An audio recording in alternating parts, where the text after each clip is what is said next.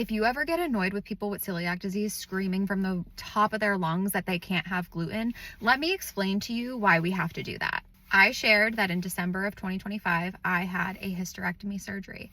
And when I arrived for surgery that day, I first went in a room with my husband with a nurse and a phlebotomist. They had to take my blood. They had to do a pregnancy test, the whole thing to get you ready to go to pre-op. So of course, they're going through your medications, they're going through your allergies, all of this stuff. So prior to this, gluten was marked in my allergy spot because there wasn't anywhere on the medical history to mark celiac disease, which is a problem within itself. But the people who took my medical history were like, well, we're definitely going to put that under allergies because we have to be careful with that.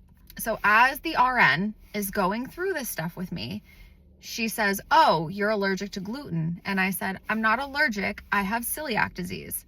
I thought I was comfortable saying that because I'm in a hospital. I'm in a medical setting. I would assume they were slightly familiar with celiac disease. She proceeds to say, seems like everybody has that nowadays, don't they?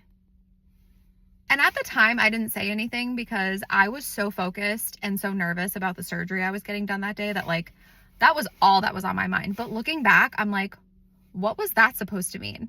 And all I could think is that she meant seems like everybody doesn't want to eat gluten nowadays, which to her defense, I get it. There's a lot of people who choose not to eat gluten. And maybe I'm wrong for assuming this, but I would just assume that a medical professional would know that people with celiac disease, it's not a choice to not eat gluten.